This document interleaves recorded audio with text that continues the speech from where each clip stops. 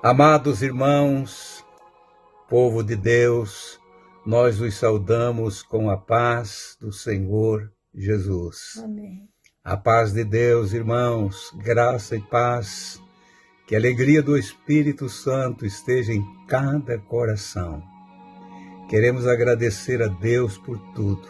Agora, realmente, passou da meia-noite, estamos no dia 18 de março de 2026. Viajei à tarde e só voltei à noite depois de um culto numa cidade próxima e de uma confraternização com alguns amigos e irmãos que foi muito maravilhoso. A Esther ficou, mas está aqui para me ajudar, para estar aqui ao meu lado. Para nós é um dia muito especial esse, irmão, dia 18 de março. No dia 18 de março de 2020, nós iniciamos aqui todos os dias, era de manhã e de noite, num grupo aqui da igreja local, para transmitir para os irmãos. Quando tudo fechou, tudo parou, só ficou o comércio essencial, das coisas essenciais aberto, tudo mudou. De repente o mundo se curvou. Igrejas fecharam, tudo estava fechado e o pânico tomou conta da humanidade. Nós mais velhos, os idosos, a notícia que recebíamos era que nós íamos morrer todos. Mas passamos por tudo aquilo, glorificando e exaltando o Senhor, estamos aqui. E a partir daquele dia que eu comecei gravar vídeos e áudios para mandar para um grupo aqui da igreja local, começaram alguns irmãos compartilhar com outros e foi alcançando os outros e nunca mais paramos. Até o mês de novembro do ano passado foi através de grupos de WhatsApp e agora nós estamos nessas plataformas e Deus continua nos ajudando. Somente 3 dias ficamos sem transmitir durante esses 6 anos. A Esther passou por 2 cirurgias, mas eu fiquei aqui. Ficou algum tempo ausente, mas eu fiquei aqui todo esse tempo. Uma vez foi porque fiz cirurgia de cataratas, né? Uma cirurgia no olho, e também porque da transição do WhatsApp para os canais, mais 2 dias. Pelo contrário, interruptamente, nós transmitimos a palavra do Senhor. Isso é para a glória dele. Não deu gripe em mim, não deu doença em nós, nenhuma doença. Sabemos que aquela doença trouxe muito transtorno, muita angústia. Muitos dos nossos irmãos deixaram de viver, morreram, amigos e tantas coisas mais. Mas também temos no nosso meio irmãos que foram salvos porque ficaram doentes. Jesus os curou lá no hospital, praticamente ressuscitou. E hoje alegre servindo ao Senhor conosco. Mas aquilo que chamou a atenção de todo o mundo, parece que nós olhávamos assim e sempre comentávamos que depois daquilo tudo, o povo ia se despertar, a igreja ia ser aquele avivamento tão falado, tão esperado, tinha chegado. Mas puro engano, irmãos, não aconteceu. A igreja continua seguindo seus passos. Aqueles que amam o Senhor continuam amando, entendendo que nós precisamos cada dia mais estar olhando para aquilo que o Senhor deixou escrito para ser observado. Eu escrevo diários todos os dias há mais de 40 anos. Eu não vou ler, mas está tudo aqui. Para depois, cada um de nós temos que ter nossa história. Alguém diz assim, mas diários é coisa de menina ou de menino. Não, irmãos, é de homem também, homem idoso. Escrever aqui a história. Eu estou lendo aqui a história, não são narrativas, são coisas que eu escrevi, assim como os profetas. Recebi uma ordem do Senhor dizendo, escreva aí, Jeremias, escreva, João, num livro. Tudo foi escrito. E eu tenho por hábito também escrever, escrever, escrever. Tudo registrado aqui, nada foi esquecido. Claro que as coisas principais. Irmãos, e eu desejo para todos os irmãos, e agradeço a todos também, tem alguns de vocês que nos escutam desde os primeiros dias. Hoje eu estava ouvindo gravações antigas, lá das primeiras, o evangelho é o mesmo, não muda nada. Imagina, em 6 anos vai mudar alguma coisa? Não muda não. A rota da igreja, o caminho traçado é o mesmo. Ontem nós citamos aqui um versículo que está em 1 João, capítulo de número 28, capítulo 2, versículo 28 de 1 João, capítulo 2, versículo 28. E agora, filhinhos, permanecei nele, para que quando ele se manifestar, tenhamos confiança e não sejamos confundidos por ele na sua vinda. Na sua vinda. O que você tem a dizer, Esther? Nós temos é que permanecer firmes naquilo que aprendemos, naquilo que diz as Escrituras, porque fora dela não há verdade. Mas as Escrituras nos ensinam como devemos andar. E a gente tem que agradecer a Deus que Ele, pela sua misericórdia, Ele tem nos segurado até aqui, para que naquele dia nós não sejamos confundidos, pensando que somos crentes, que servimos a Jesus, mas a intimidade com Ele é que está.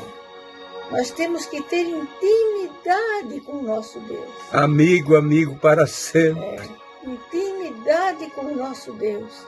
Então, naquele dia, nós não vamos ser decepcionados, porque Ele é nosso amigo. Como disse o profeta, acho que Malaquias, naquele dia vereis outra vez a diferença entre o que serve e o que não serve ao Senhor. Imagine, irmãos, o apóstolo Pedro, João, estava falando aqui exatamente o perigo das falsas doutrinas. Ele falando com cuidado. O que mais me preocupa hoje, irmãos, são as falsas doutrinas. Verdade. Esse acontecimento que aconteceu lá nos anos 20, 2020, com tudo aquilo que aconteceu e o mundo parou. Você vê que o mundo hoje não para dentro de grandes guerras, ameaças de bombas e toda a potência do mundo se agigantando e se afrontando. O mundo não para, ele continua. Mas diante daquele toque leve de Deus, somente um toque, tudo parou. Tudo ficou com medo. O medo tomava conta da terra. Mas das outras coisas ninguém tem medo. Não tem medo do pecado, não tem medo de mudar aquilo que o Senhor deixou como um marco, profundamente ali alicerçado na palavra. Os homens querem mudar, só não mudam porque não conseguem. Então João dizendo para nós, filhinhos, agora permanecei nele. Diante de tudo isso aí, permanecei nele, para que naquele dia, vocês não sejam confundidos por ele. Eu vou ser confundido, mas como?